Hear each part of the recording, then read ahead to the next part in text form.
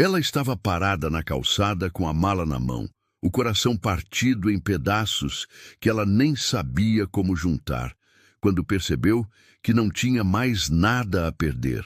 Atrás dela, uma cidade pequena que guardava uma traição que nenhuma palavra conseguia nomear. Na frente, o Rio de Janeiro. E uma pergunta que ela ainda não sabia responder. Será que ela era capaz de começar tudo de novo? Ninguém nasce sabendo carregar uma dor assim. Talvez você nunca tenha passado por isso. Mas se já sentiu que a pessoa que devia te proteger foi justamente quem te destruiu, então você vai entender cada palavra dessa história. Fique até o final, porque o que vai acontecer com essa mulher vai te surpreender de um jeito que você não está esperando. Querido ouvinte, antes de continuarmos com a história, aproveite para se inscrever no canal e ativar o sininho para receber mais histórias emocionantes como essa. Tatiana tinha 26 anos quando o chão desapareceu debaixo dos seus pés. Não foi o namorado que foi embora, não foi a família que se afastou, foi Priscila, a melhor amiga de 15 anos, a que sabia de tudo, que guardava cada segredo, que estava do lado em cada choro de madrugada. Foi ela quem apareceu na festa de noivado de Tatiana, de mãos dadas com o próprio noivo, sorrindo, como se aquilo fosse normal, como se Tatiana não existisse ali. Tatiana nasceu e cresceu em Arapiraca, uma cidade do interior de Alagoas, onde todo mundo se conhece e onde a fofoca viaja mais rápido do que o ônibus da prefeitura. Filha de uma costureira e de um homem que foi embora quando ela ainda usava fralda, ela aprendeu cedo que depender de gente era arriscado. Mas Priscila era diferente. Priscila era a exceção, ou assim ela acreditava. Depois daquela festa, Tatiana não conseguiu mais andar na cidade sem sentir os olhos nas costas. As pessoas sabiam, é claro que sabiam. Em Arapiraca, ninguém precisava de televisão, porque a vida dos outros já era entretenimento suficiente. E a humilhação de Tatiana virou assunto de bar, de salão de beleza, de porta de igreja. Ela ouvia seu nome em conversas que paravam quando ela chegava perto. Via o olhar de pena, que é pior do que o olhar de ódio. Ela ficou 2 semanas dentro de casa. Depois, acordou numa terça-feira de manhã, olhou para o teto rachado do quarto, onde tinha dormido a vida inteira, e tomou uma decisão. Pegou a mala de rodinha que a mãe tinha comprado numa promoção de fim de ano, colocou dentro dela o que coube, abraçou a mãe no corredor por um tempo longo demais e foi para o terminal de ônibus. O Rio de Janeiro que Tatiana imaginou era diferente do Rio que ela encontrou. Ela tinha primo distante no bairro de Madureira, um rapaz chamado Edson, que alugava um quarto dos fundos para ela ficar enquanto arrumava emprego. O quarto tinha uma janela que dava para um muro, uma cama que rangia quando ela virava e uma torneira que gotejava a noite inteira. Mas era dela, e estar longe de Arapiraca já era o suficiente. Ela arrumou trabalho numa lanchonete da Avenida Marechal Rondon, de segunda a sábado, de 6 da manhã às 3 da tarde. O salário mal cobria o aluguel, a passagem e a comida. Mas Tatiana tinha o tipo de teimosia que não se aprende, que nasce com a pessoa. Ela acordava cedo, dormia tarde, mandava o que podia para a mãe e não reclamava com ninguém. Foi numa tarde de outubro que ela conheceu Renato. Ela saía do trabalho, cansada, com o cheiro de fritura impregnado no cabelo e tentava atravessar a rua quando uma cadeira de rodas travou no buraco do asfalto bem na frente dela. O homem empurrava as rodas com força, mas o buraco era fundo e a cadeira não saía. As pessoas passavam ao redor sem parar. Um ônibus buzinou. O homem não disse nada, só tentava de novo, sem pedir ajuda, com a testa franzida de esforço e de alguma coisa que parecia orgulho. Tatiana largou a bolsa no chão, chegou pela lateral e ajudou a soltar a roda com um impulso. A cadeira saiu. O homem ficou parado por 1 segundo, como se não esperasse aquilo, e então virou a cabeça para ela. "Obrigado", ele disse. Simples assim. Ela respondeu que não tinha sido nada, pegou a bolsa e ia embora quando ele falou de novo. Você sempre anda tão rápido assim, ou foi só hoje? Ela parou. Achou graça sem querer. Ele se chamava Renato. Tinha uns 32 anos, cabelo curto, ombros largos, um rosto que já tinha visto coisa demais para a idade. Morava num apartamento pequeno perto do Estácio, sozinho, e vivia de fazer conserto de eletrodomésticos que as pessoas deixavam na porta de casa, marcado num cartaz escrito à mão que ele mesmo tinha colocado no poste da esquina. Não tinha muito. Parecia não querer ter.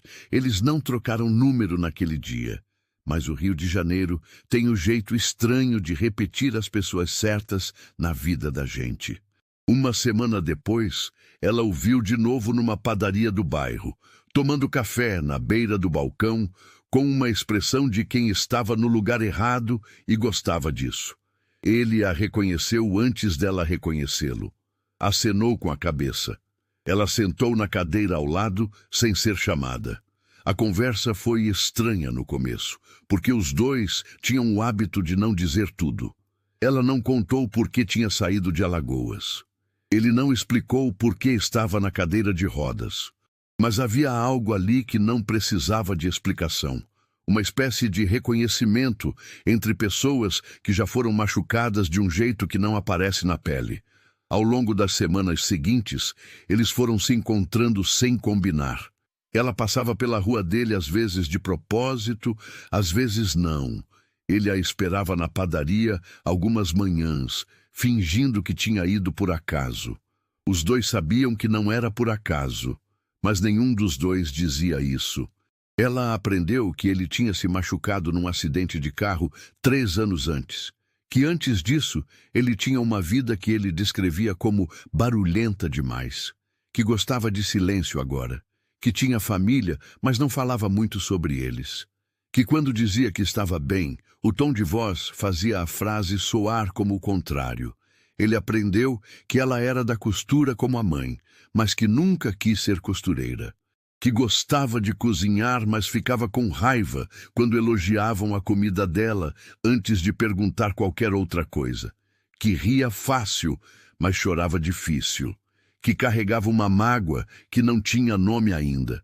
Num domingo de novembro, ele convidou ela para jantar no apartamento dele. Ela foi. A comida era simples, feita no fogão velho com 2 bocas. Ela percebeu que a geladeira estava quase vazia, que a mesa era de madeira riscada, que as janelas não fechavam direito e o barulho da rua entrava livre. Percebeu também que ele tinha limpado tudo com cuidado, que tinha colocado uma toalha que devia ser guardada só para ocasiões, que havia uma flor de plástico num copo com água, certamente porque flor de verdade estava fora do orçamento. Ela não disse nada sobre isso. Comeu como se fosse o melhor jantar que já tinha tido. E talvez fosse. Nessa noite, pela primeira vez em muito tempo, Tatiana riu de verdade. Não o riso de educação, não o riso que a gente dá para não assustar as pessoas, o riso que sai do fundo do peito sem pedir licença. Renato olhou para ela com uma expressão que ela não soube ler. Parecia gratidão e medo ao mesmo tempo. Ela não perguntou o porquê, mas ficou com aquele olhar na cabeça por dias. O que ela não sabia, o que ela não podia imaginar, era que Renato tinha um segredo guardado há 3 anos. Um segredo que ele tinha escolhido carregar sozinho depois do acidente, quando decidiu sair de tudo que conhecia e recomeçar como alguém sem história, sem sobrenome pesado, sem o peso de ser filho de quem era. A família Mourão era conhecida no Rio de Janeiro por ter construído metade dos edifícios comerciais da Barra da Tijuca nas últimas 3 décadas. O pai, Valdomiro Mourão, era um homem que misturava charme e frieza numa proporção que fazia as pessoas não saberem se gostavam ou temiam dele. A mãe tinha morrido quando Renato era adolescente e essa perda tinha deixado nele uma ferida que o dinheiro da família nunca conseguiu costurar. Renato tinha crescido vendo gente se aproximar pelo sobrenome, amizades que duravam até o fim do interesse. Relacionamentos que eram, na verdade, negociações disfarçadas de afeto. Depois do acidente, quando ficou claro que ele não voltaria a caminhar, algumas dessas pessoas desapareceram com uma naturalidade que dizia mais sobre elas do que qualquer discurso. Foi quando ele tomou a decisão. Alugou o apartamento no Estácio com dinheiro que tinha separado antes, cortou o contato com o círculo social anterior e começou do zero, com o nome apenas. Renato, sem o Mourão. Queria saber se era possível ser amado apenas por quem ele era, não pelo que tinha. Não pelo sobrenome, não pela herança que esperava pelo testamento do pai. Mas o tempo foi passando e a solidão foi pesando de um jeito que ele não tinha previsto. E então apareceu Tatiana, com a bolsa caída no chão, ajudando a soltar uma roda de cadeira de um desconhecido, sem pedir nada em troca. Ele a observou por semanas. Esperou que ela pedisse algo, esperou que aparecesse alguma intenção escondida.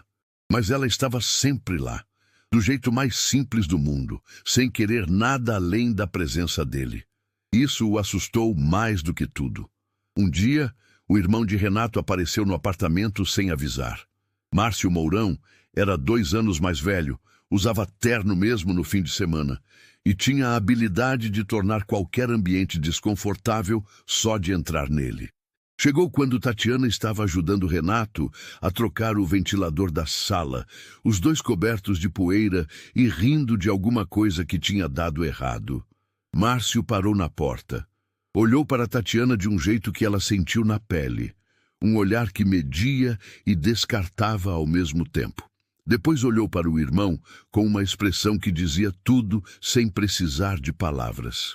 "Posso falar com você?", ele disse para Renato. Era uma pergunta que não era uma pergunta. Tatiana disse que ia buscar água na cozinha.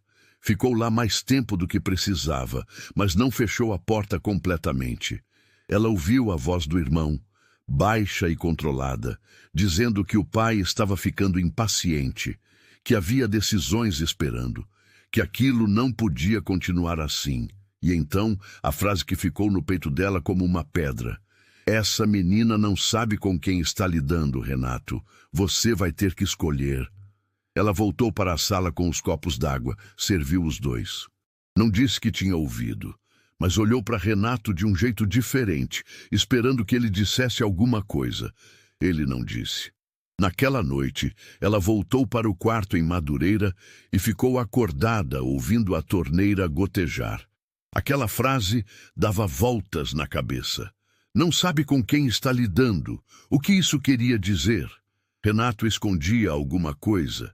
Ela sabia desde o começo que ele não contava tudo, porque ela também não contava. Mas havia uma diferença entre guardar uma dor e guardar uma mentira. Ela quase não voltou, ficou 3 dias sem aparecer.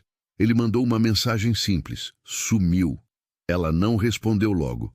Quando respondeu, foi com uma pergunta direta: "Você tem algo que deveria me contar?" A resposta demorou. Quando veio, dizia apenas: "Tenho, mas não agora." Isso a manteve acordada outra noite inteira. Eles continuaram se encontrando, mas havia uma tensão nova no ar, fina como fio de linha, que os dois fingiam não sentir. Ela não perguntou de novo. Ele não disse. E assim foram passando os dias de dezembro, com o calor do rio descendo pela nuca e o barulho dos fogos de artifício que a cidade começa a soltar antes mesmo do Natal. Foi numa tarde em que ela chegou antes do combinado que tudo mudou. Ela tinha a chave do apartamento desde novembro, um gesto dele que ela não tinha pedido e que tinha aceitado sem fazer cerimônia. Entrou porque queria preparar o café antes que ele voltasse do posto de saúde. E foi na cozinha que ela viu, esquecido em cima da mesa, um envelope aberto com papel timbrado e um nome no cabeçalho que ela conhecia, porque qualquer pessoa no Rio conhecia: Mourão Incorporações. Ela ficou olhando para o papel por um tempo que não sabia medir. Depois pegou na mão, não para ler o conteúdo, mas porque o sobrenome já era suficiente. Mourão. Renato Mourão. A peça se encaixou com um estralo que ela sentiu no estômago. A voz do irmão voltou. Essa menina não sabe com quem está lidando. Ela colocou o envelope de volta onde estava, fez o café, sentou, esperou. Quando Renato entrou e viu o envelope na mesa e ela sentada olhando para ele, não precisou de mais nada. O silêncio já era a conversa inteira. Ele ficou parado na porta por um momento. Então rodou a cadeira devagar até a mesa, olhou para o envelope, olhou para ela. Ela disse apenas: "Quando você ia me contar?" Ele não tentou negar. Não inventou desculpa. Disse que ia contar quando tivesse certeza. Ela perguntou: certeza de quê? Ele disse: de que você me amava por mim. Tatiana ficou olhando para ele por um tempo longo. Ela era uma mulher que tinha aprendido a calar quando queria gritar, que engolia muita coisa. Mas aquilo não era uma coisa que se engoliasse. Ela levantou, pegou a bolsa, disse que precisava de ar. Ele não tentou segurá-la, deixou, porque sabia que segurar não era o mesmo que merecer. Ela caminhou sem destino por quase uma hora, pelas ruas do Estácio, com o barulho da cidade ao redor e aquela sensação familiar de chão desaparecendo. Era diferente da traição de Priscila. Priscila tinha escolhido machucá-la. Renato tinha escolhido proteger a si mesmo. Eram coisas diferentes. Ela sabia que eram coisas diferentes, mas doía do mesmo jeito. O que ela não conseguia resolver era uma pergunta que insistia em voltar. Se ela soubesse desde o começo, teria agido diferente. Teria tratado ele da mesma forma. Teria tido o mesmo carinho, a mesma naturalidade, o mesmo jeito de estar perto sem querer nada. E a resposta honesta era que ela não sabia. E essa incerteza era exatamente o que Renato tinha temido a vida inteira. Ela voltou 2 horas depois. Ele estava do mesmo jeito, na mesma posição, como se não tivesse se mexido, como se soubesse que ela voltaria, ou talvez esperando sem ter certeza nenhuma. Ela sentou na cadeira de frente. Disse: "Eu não me apaixonei por você por causa de dinheiro. Nem teria me afastado por causa de dinheiro, mas eu precisava saber se você confiava em mim. E você não confiava." Ele ouviu cada palavra sem se defender. Depois de um silêncio que pesou como concreto, ele disse: "Eu sei, e eu errei. E se eu pudesse voltar aquela tarde na rua, eu teria te contado tudo no segundo encontro. Mas eu fiquei com medo de que fosse tarde demais quando eu quisesse fazer isso." Ela disse: "E agora? Ainda é tarde demais?" Ele ficou olhando para ela. E pela primeira vez em 3 anos, Renato Mourão pareceu não saber o que dizer. Não porque estava calculando, mas porque estava pela primeira vez completamente sem proteção. Eles não se abraçaram naquela noite. Não foi um final de novela com música de fundo. Ela foi embora e os dois sabiam que havia algo por resolver que não cabia numa única conversa. Nas semanas seguintes, eles continuaram se vendo. Só que agora as conversas eram diferentes. Ele foi contando aos poucos, sem pressa, tudo que tinha guardado. A infância com dinheiro e sem presença. O acidente que tinha fraturado a coluna e virado tudo de cabeça para baixo. O pai que apareceu no hospital preocupado com o nome da família antes de perguntar como ele estava. As pessoas que sumiram, a decisão de desaparecer e recomeçar. E ela foi contando também. Priscila, o noivado, a festa, o olhar da cidade inteira nas costas dela. A vergonha que não era dela, mas que ela carregou assim mesmo. Tinha um jeito que eles tinham de conversar que parecia que o mundo diminuía ao redor. Como se o Rio de Janeiro inteiro ficasse mudo por um tempo para dar espaço para os dois. Em fevereiro, o pai de Renato, Valdomiro, pediu para conhecê-la. Não foi um convite. Foi uma convocação, com hora marcada e endereço em Ipanema, que ela nunca tinha pisado na vida. Ela foi de ônibus, de bermuda jeans e blusa floral, porque não tinha roupas para aquele tipo de lugar e não ia fingir que tinha. A casa era grande de um jeito que parecia exagero. Valdomiro era um homem de 70 anos, com jeito de quem estava acostumado a que as coisas chegassem até ele e não o contrário. Olhou para Tatiana de alto a baixo, com a sutileza de quem não acha que precisa disfarçar nada. Disse que conhecia a história dela, que a cidade pequena, o trabalho na lanchonete, o quarto em Madureira, que tinha investigado porque era o que se fazia quando o filho aparecia com alguém desconhecida. Disse que Renato já tinha sofrido demais com pessoas que se aproximavam por interesse e que ele não estava disposto a deixar acontecer de novo. Tatiana ouviu tudo sem piscar. Quando ele terminou, ela disse apenas: "Com todo o respeito, o senhor está fazendo a pergunta errada. A pergunta não é se eu quero o dinheiro do seu filho. A pergunta é se o senhor quer que o seu filho seja feliz. Porque se quiser, o senhor vai precisar confiar nele para saber o que é bom para ele." O silêncio que veio depois daquilo durou uns 10 segundos. Valdomiro ficou olhando para ela. Depois chamou o empregado e pediu café. Não foi aprovação, mas também não foi expulsão. Renato ficou sabendo do encontro no mesmo dia, porque o pai ligou para ele logo depois. Não contou o que tinha sido dito, disse apenas que a moça tinha juízo. Era o máximo que Valdomiro Mourão seria capaz de dizer. O casamento não aconteceu em grande cerimônia. Não foi o sonho que algumas pessoas têm com véu e salão alugado. Eles se casaram num cartório do centro do Rio, numa quinta-feira de março, com Edson como testemunha e uma colega da lanchonete que Tatiana tinha feito amizade ao longo dos meses. Ela usou um vestido branco simples que a mãe tinha mandado de Arapiraca dentro de uma caixa com papel crepom e um bilhetinho que dizia que ela merecia ser feliz. Depois do cartório, eles foram a pé até uma sorveteria da rua de baixo. Ele pediu 2 sorvetes de caju.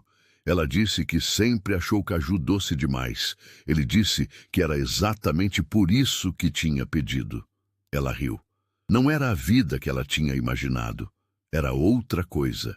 Algo mais real, mais irregular, com bordas ásperas, que a vida de verdade sempre tem.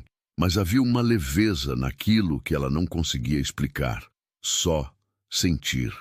Meses depois, quando a história deles finalmente saiu do pequeno círculo de conhecidos e chegou ao ouvido dos jornalistas de coluna social, que vivem farejando os movimentos da família Mourão, alguém perguntou a Tatiana em entrevista o que ela tinha sentido quando descobriu que o homem que amava era um dos herdeiros mais ricos do Rio. Ela pensou por um momento. Depois disse: "Senti que ele tinha me escolhido pelo mesmo motivo que eu o escolhi. Pelo que a gente era, não pelo que a gente tinha.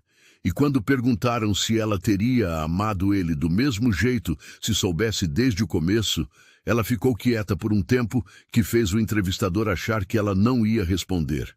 Então ela disse: essa pergunta não tem resposta, porque a gente que a gente se tornou só existiu porque as coisas aconteceram do jeito que aconteceram, e eu não trocaria nada disso. Nem a mala, nem o quarto em Madureira, nem a torneira gotejando de madrugada."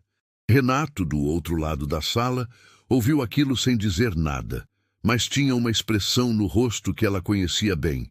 Era a expressão de alguém que finalmente acreditou que merecia o que tinha.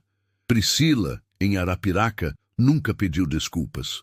O ex-noivo foi embora para outro estado. A cidade seguiu igual como as cidades pequenas sempre fazem. E Tatiana seguiu também, só que para frente. A mãe foi para o Rio em julho. Ficou no apartamento novo que eles tinham alugado em Santa Teresa, com janelas que fechavam direito e vista para os telhados da cidade. Ela chegou com a mala dela de rodinha e ficou parada na sala olhando pela janela por um tempo longo, sem falar. Depois disse que o Rio era muito barulhento. Tatiana disse que era mesmo, que levava um tempo para acostumar. A mãe disse que não tinha problema, que ela tinha tempo. E aquelas palavras simples, ditas por uma mulher que nunca foi além do município de Arapiraca na vida inteira, carregavam todo o peso de uma história que começou numa calçada com uma mala na mão e terminou numa tarde de sol com vista para os telhados do Rio de Janeiro. Não foi um conto de fadas, não teve vilão punido na medida exata, nem final perfeito com laço. Foi uma história de duas pessoas que escolheram confiar quando tinham todos os motivos para não confiar. E que encontraram uma na outra não a solução para as próprias feridas, mas a coragem de não ter medo delas. Às vezes, o amor não chega com fanfarra. Às vezes, ele chega travado num buraco do asfalto, com ombros largos e testa franzida, esperando que alguém se abaixe para ajudar sem perguntar por quê. Querido ouvinte, se você gostou dessa história, curta o vídeo, se inscreva no canal, compartilhe e comente de que cidade você está vendo esse vídeo.